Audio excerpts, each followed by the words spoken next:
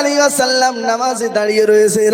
মা আয়েশা সিদ্দিকা রাদিয়াল্লাহু তাআলা আনহা তিনি আপনার আসার পরে বলেন, ইয়া রাসূলুল্লাহ, ইয়া হাবিবাল্লাহ, নবী গো, আজকের আপনি তো রহমাতুল লিল আলামিন নবী, আপনি তো রহমতের নবী, আপনি নবী গো, আপনাকে নবীদের সরদার করে আমার আল্লাহ পাঠিয়েছেন। ইয়া রাসূলুল্লাহ, নবী গো, আপনি একটু নামাজটা কম আদায় করুন, নামাজটা কম পড়ুন, আপনার শরীরে একটু আরাম দেন, এত কষ্ট আর সহ্য হয় না। ইয়া রাসূলুল্লাহ, আপনি একটু নামাজটা কম পড়ুন।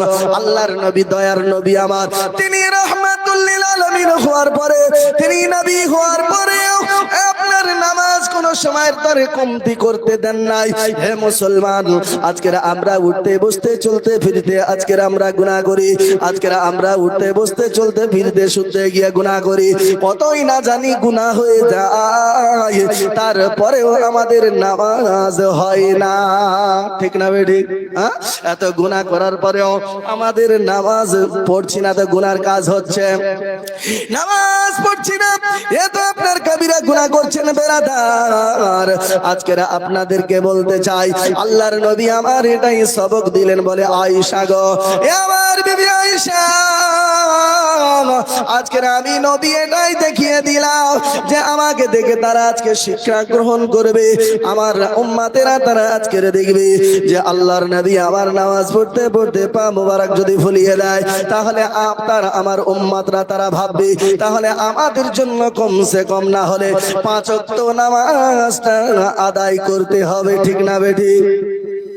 হে মুসলমান আমার আব্বাজান ভাইরা, কিন্তু আজকের সেই নামাজের জন্য আমরা প্রস্তুতি নেই না। আজান হচ্ছে, হয়ে যাক। হে বেরাদার, আজকের নামাজের জন্য আমাদের কোনো গুরুত্ব নাই। নামাজ এইভাবে একদিন, 2 দিন, 1 বছর, 2 বছর হয়ে চলে যাচ্ছে। হে মুসলমান, আমার আপনার কাছ থেকে যে সময়টা চলে যাচ্ছে, এই সময়টা হাজার তপস্যা করলেও আপনি আর এই সময়টা ঘুরে পাবেন না। আপনার আমার কাছ থেকে যে দিনটা চলে যাচ্ছে, যে রাত্রিটা চলে যাচ্ছে, আমার আপনার মরণটা কাছে চলে আসছে না বেড়ে যাচ্ছে? বয়স কমছে তো বেরাদার ইসলাম, বাবা জীবন ভাইরা আমার, এখনো সময় আছে, সময় থাকতে সময়ের মূল্য দিন, সময় থাকতে সময়ের মূল্য দিন। আপনি 1 ওয়াক্ত নামাজ কাজা করিয়েন না, যেখানেই সময় পাবেন আল্লাহ পাক এই জমিনটাকে নামাজের মুসাল্লা বানিয়ে দিয়েছেন, যেখানেই সময় পাবেন আপনি নামাজটা আদায় করুন। নামাজ পড়লে আপনার ফায়দা কি রয়েছে? নামাজ পড়লে আপনার ফজিলত কি রয়েছে? নামাজ পড়লে আপনার ফায়দাটা কি রয়েছে, লাভটা কি রয়েছে? বেরাদার ইসলাম, যখন আপনি নামাজের জন্য 5 ওয়াক্ত নামাজি হয়ে যাবেন, ওই সময় আপনি যখন নামাজি হয়ে যাবেন, মসজিদে যখন আজান হবে, হাইয়া আলাস সালাহ,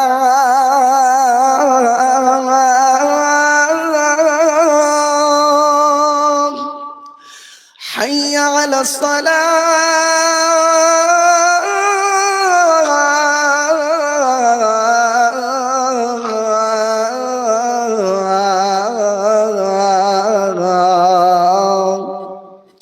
নামাজের জন্য তোমরা চলে এসো, নামাজের জন্য চলে এসো।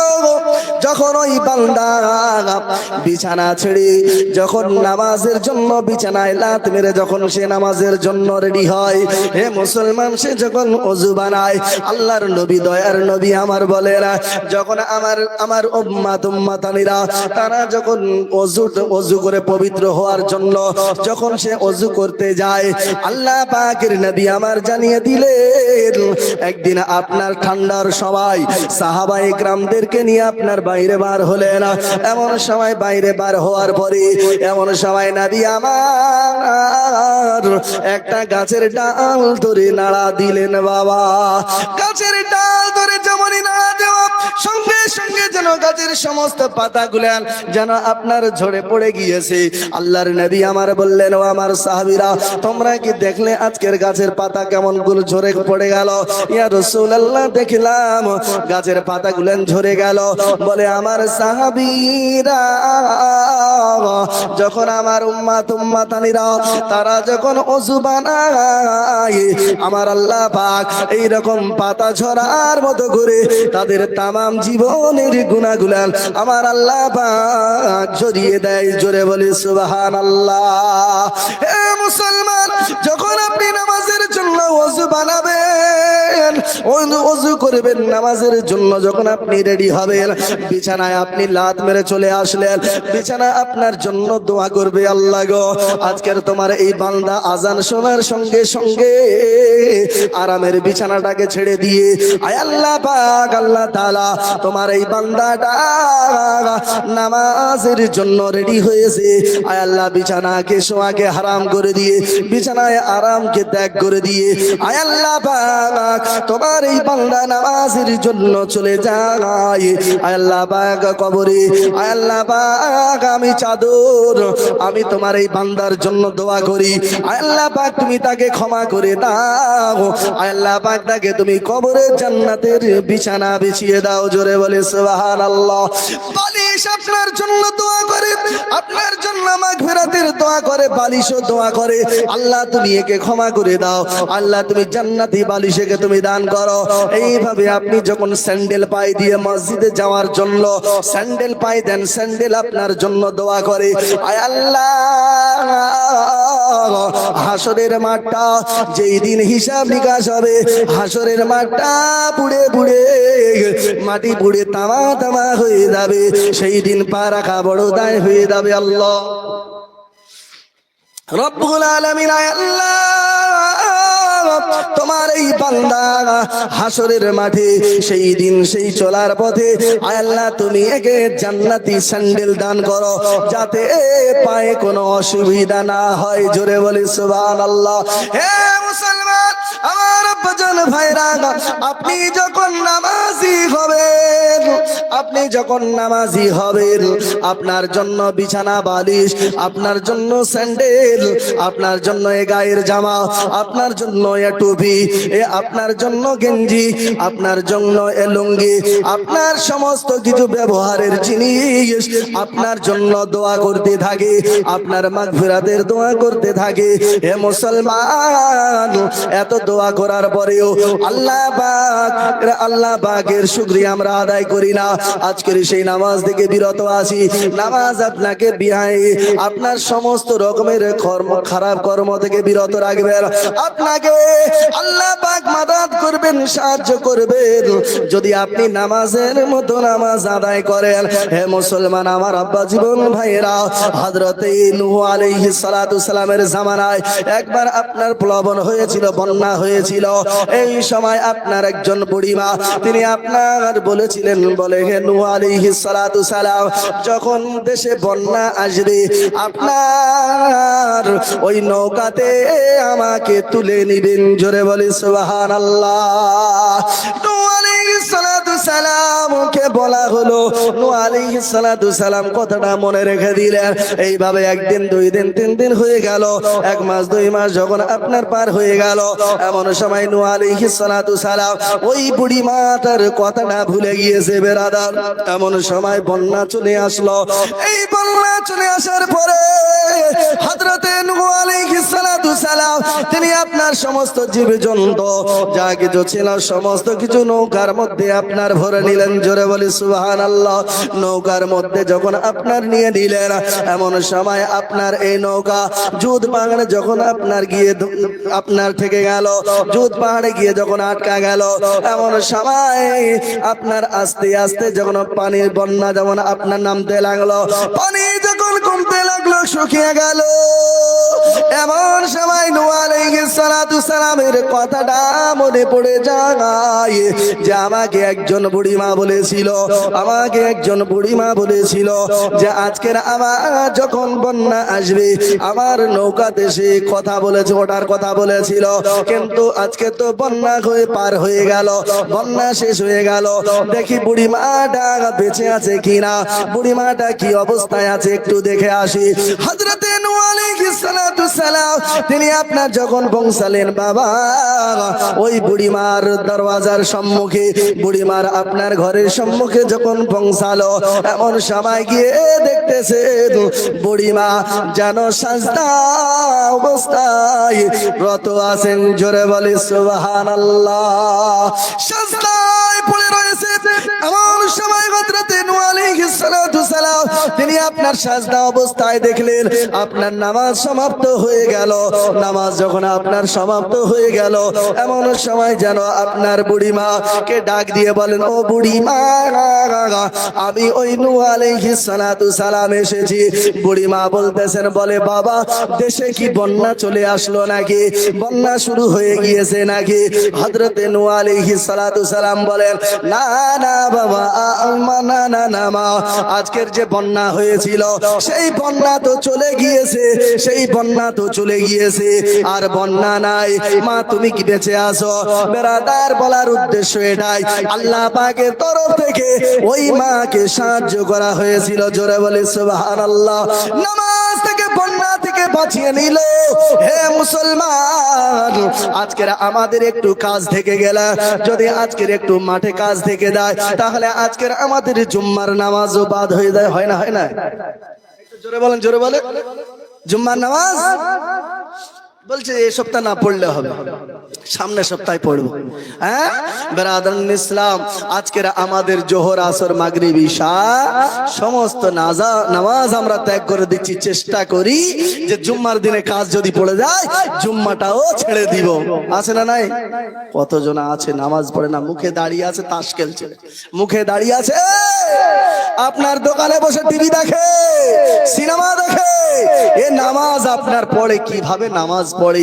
ঠাকা ঠাক সাজদা মেরে এই হাটে যেতে হবে, হাট করতে হবে, তাড়াতাড়ি নামাজ আপনার ষাট আপনার ছেড়ে দিল, মেরা দিল।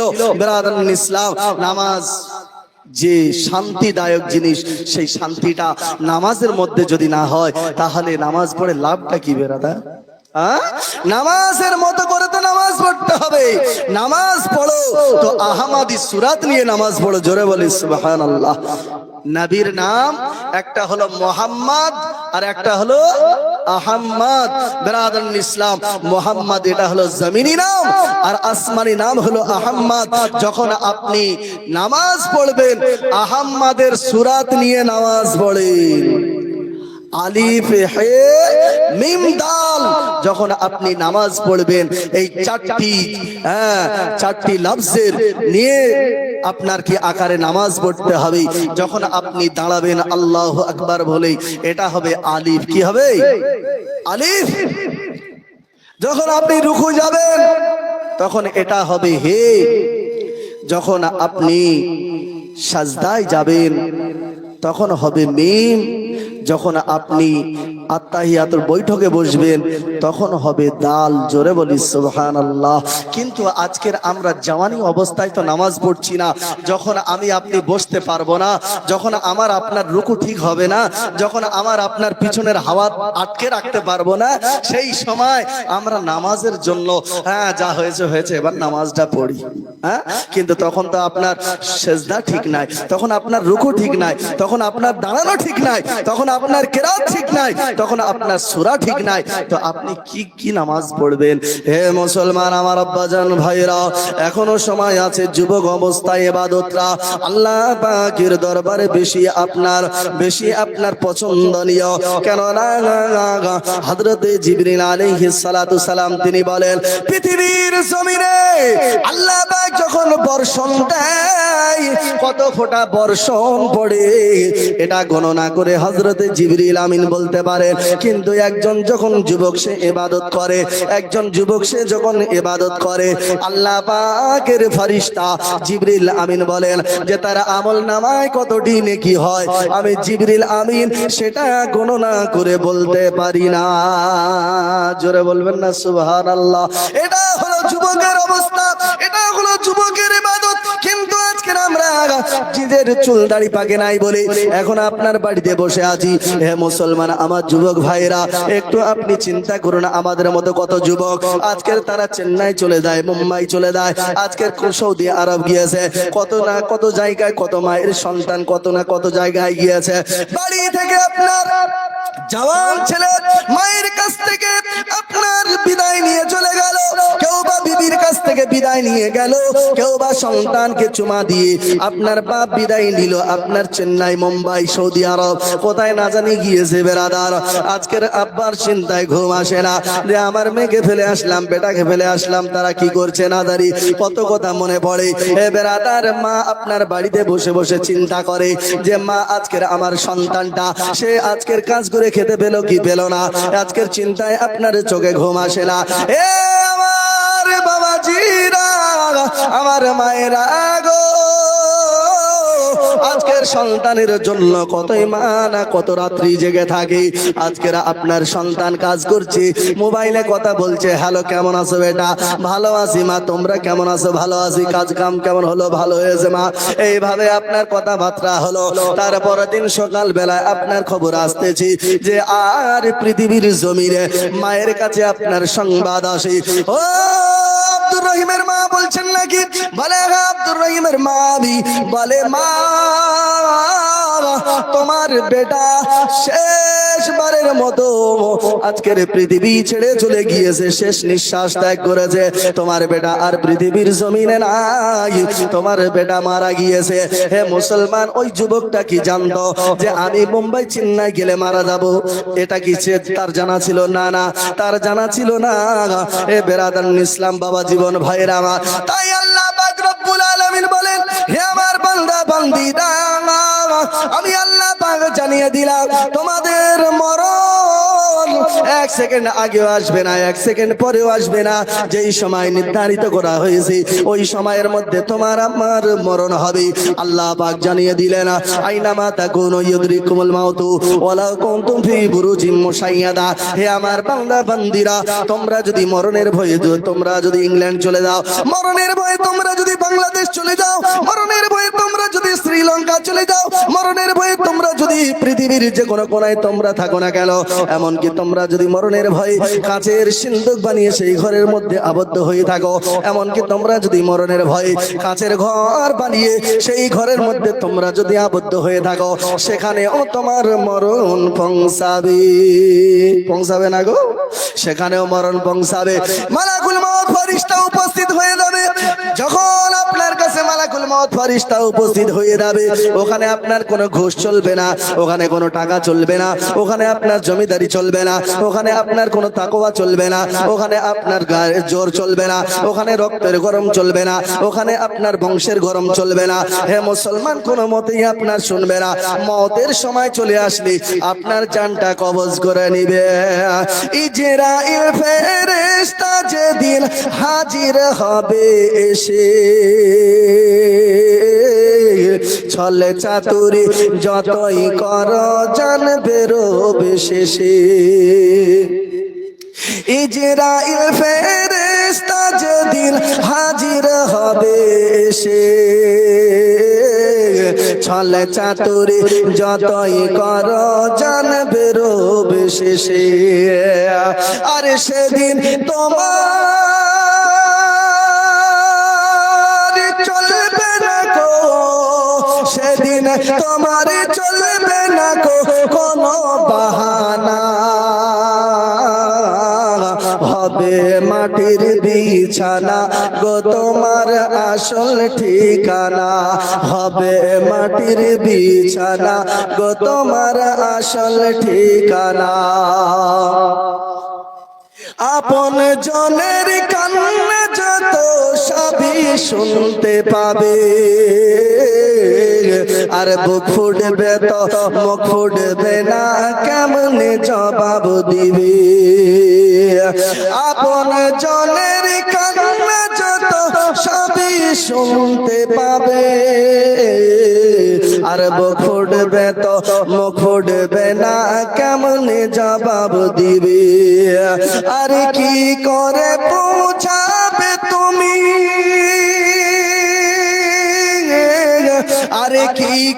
বোঝাবে তুমি মনের বেদনা, হবে মাটির বিছানা গো তোমার আসল ঠিকানা, হবে মাটির বিছানা গো তোমার আসল ঠিকানা। কাঁদিবে মাতা, কাঁদিবে পিতা, কাঁদিবে ভাই বোন, পাশে এসে কাঁদবে বসে আত্মীয় স্বজন। কাঁদবে মাতা, কাঁদবে পিতা, কাঁদবে ভাই বোন, পাশে এসে কাঁদবে বসে আত্মীয় স্বজন। আরে করবে তোমা খোদার কাছে, আরে করবে দোয়া খোদার কাছে মোমেন মোমেনা, হবে মাটির বিছানা গো তোমার আসল ঠিকানা, হবে মাটির বিছানা গো তোমার আসল ঠিকানা। আরে খালি হাতে এসেছো তুমি, যাবে খালি হাতে, শুধু একটি সাদা কাফন যাবে তোমার সাথে। ঠিক না বেটি? খালি হাতে এসেছো তুমি, যাবে খালি হাতে, শুধু একটি সাদা কাফন যাবে তোমার সাথে। আর আমল ছাড়া তোমার সাথে, আর আমল ছাড়া তোমার সাথে কিছুই যাবে না, হবে মাটির বিছানা গো তোমার আসল ঠিকানা, হবে মাটির বিছানা গো তোমার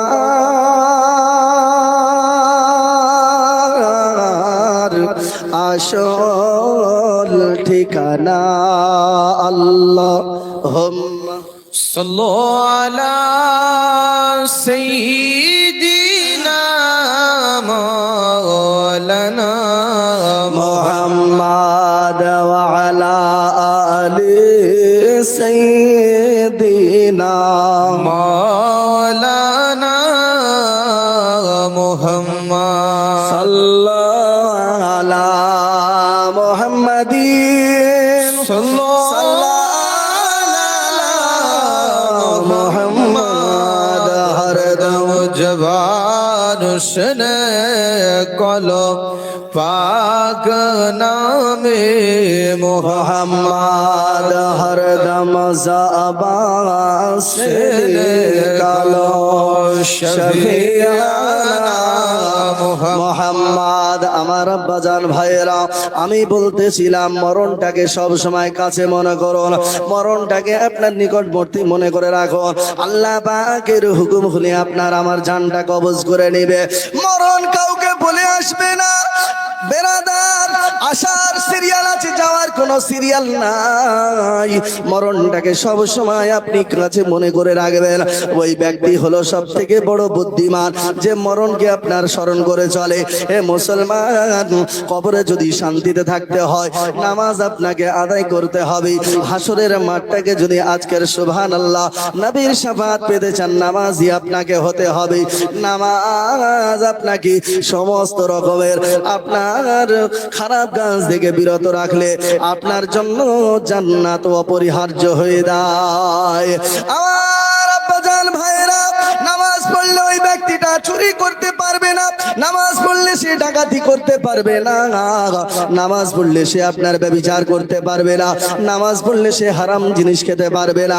এ বেরাদার বাবা জীবন ভাইরা আমার, নবীর একজন সাহাবী ছিলেন যার নাম হলো আবু দুজানা সাহাবী। বেরাদার, এ আবু দুজানা সাহাবী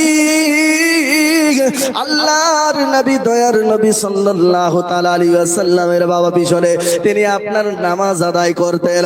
নামাজটা আদায় করতেন, নামাজ পড়া সমাপ্ত হয়ে গেলে তিনি আপনার দোয়া না করে চলে যেতেন। দোয়া না করে তিনি আপনার চলে যেতেন। এই দোয়া নিয়ে আমাদের মধ্যে ভেজাল হয়েছে, বুঝতে পারলেন?